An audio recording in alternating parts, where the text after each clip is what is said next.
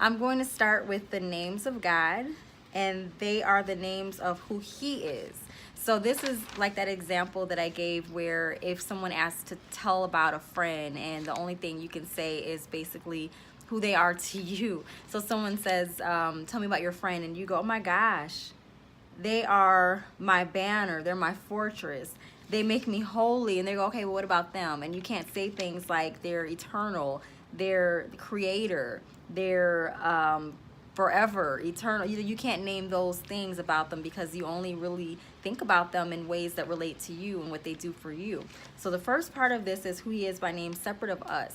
And the reason I wanted to separate the two is because I want you to be able to, and I had to learn how to do this myself, how to be able to see God as a great God, separate of who He is to me, but just why He is an eternally good God, because I am only here for a quick second fragment of the time that He has had this earth in existence and the time that will come.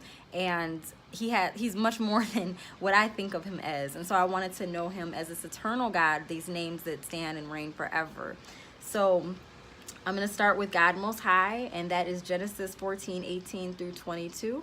And these are just examples to pull from and stand on. It's not saying these are the only times that He in the Bible has been recorded in meeting these great names, but these are examples of the names that He is called, which again, there's Hebrew names, but I was researching and it appears that there's certain Hebrew names you're not supposed to say out loud. So I'm not going to say the Hebrew word. I'm just going to only say the name that we call Him.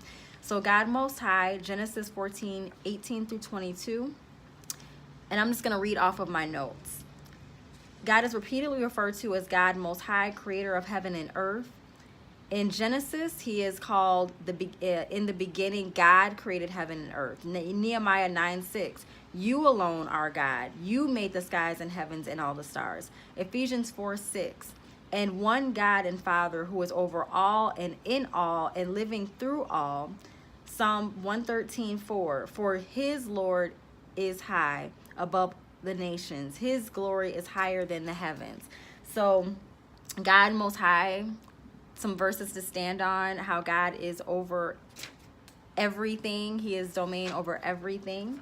Eternal, Genesis 21:33, the eternal God, He was here first. Psalm 92, before the mountains were brought forth, or ever formed the earth and the world, from everything to everlasting, you are God. Isaiah 40:28, He does not sleep. Psalm 145:13, His kingdom and dominion is everlasting. So there's some verses to stand on. The Lord, Genesis 6:2, God calls Himself the Lord, which in definition means someone or something that has power, authority, or influence, a master or ruler. Exodus 4:14 through 15, God said, I am who I am. He's an eternal name that stands forever. And Deuteronomy 10:17, He is God of gods and Lord of lords. Lord of all things, Joshua 3:13, He's called the Lord of all of the earth. In Psalm 103:19, the Lord has established His throne in heaven and His kingdom rules over all. Psalm 135:6, whatever He pleases and does in heaven, earth, and seas is done. He has authority over all, and no one can challenge Him. Daniel 4:35, all inhabitants of the earth are accounted as nothing. No one can remove His hand. He's not isolated to parts of the world. He is over every part. Zechariah 14:9, king over all the earth.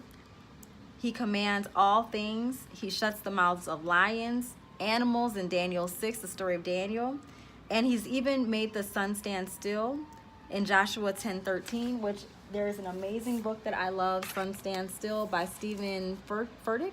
And it speaks to having sun stand still faith, where you believe in the God that has made the sun stand still for the only recorded time in history. For Joshua, if those miracles we don't see happen today, we still don't stop believing in the same God that can do those same things.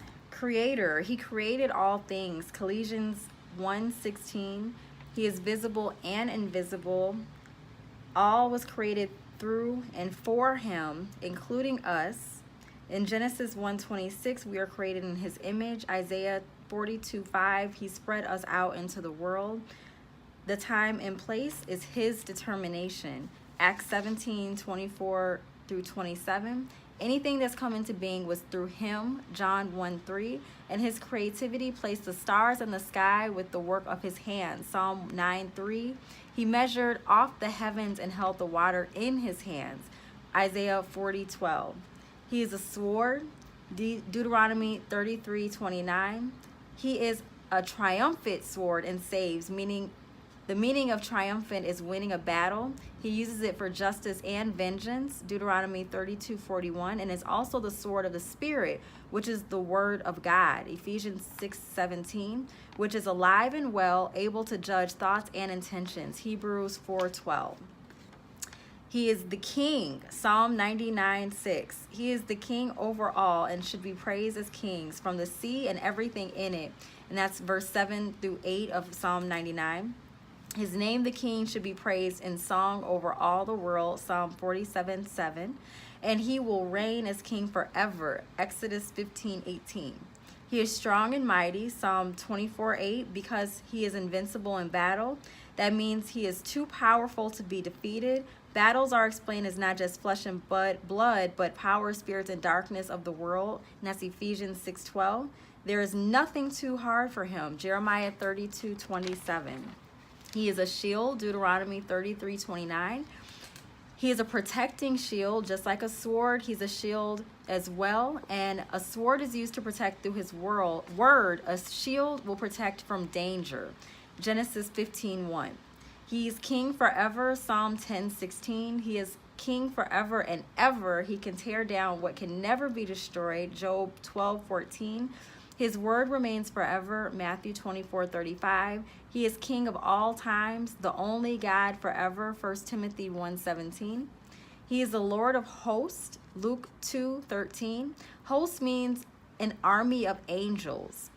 He is the true leader of even the angels, and even they will be removed in eternal chains if they try to get out of their authority, which is why the devil is forever out of heaven. And that's something that it's a whole story in itself, but Jude 1:6, because he created them, Genesis 2:1.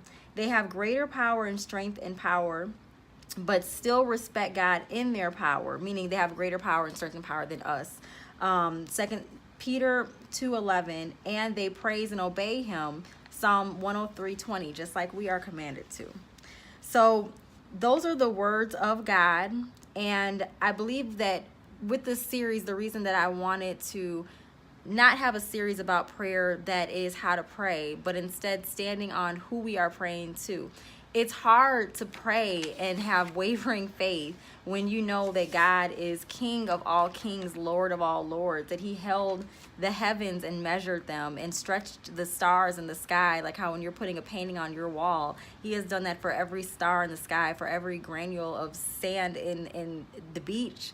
And it's hard to pray our little small prayers and think he can't do that for us, knowing that he's done these amazing things. I mean, we have scientists that are so incredible and they can't even come to agreement over things generation after generation, like evolution. And those are things that God is greater than any mind that will ever touch and walk this earth.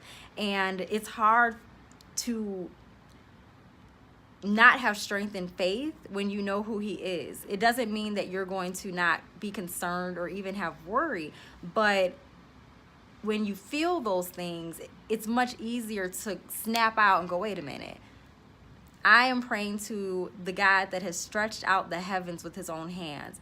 And I'm sitting here worried because I'm praying for this job that they call me for it. If it's for me, it's for me. If it's not, it's not. And I'm going to trust that he has something way better for me. And I'm not going to stress out over this or worry about this. The doctor said there's a chance that I might have a health issue. And I'm worried because of the things that they said that can come out of it. But I have a God that he's I mean, when you have the Lord of all things, he's Lord over heaven and earth, the angels. These prayers that I'm giving him are nothing. And so when you can stand on who he is, you can stand on the things you're praying for with faith, because you know that you're praying to a great God. It's one thing to say, I know that he's great and he's mighty and he's powerful. But if you only have one thing to back that, like, well, I believe that he created the earth and I do believe we all came from God, you need to have some strong backing. If you have to do a character reference on someone, it's probably going to be a little shaky if you only have one instance that you can give a character reference. But if you have a lot of experience with this person that you can stand on times that they have shown their character, you probably would say, I would trust them with my bank account information, with my social security, because I know that they are trustworthy. That's what we need to have in order to pray, that type of faith in God, because you have multiple examples of who he is. So that's why I wanted to give not just his names, but a multitude of Bible verses for you to research and read and have, so then that way, if you ever waver, you can turn to even just one of them. And there's stories associated with all of them. So as you pray, you can read those stories.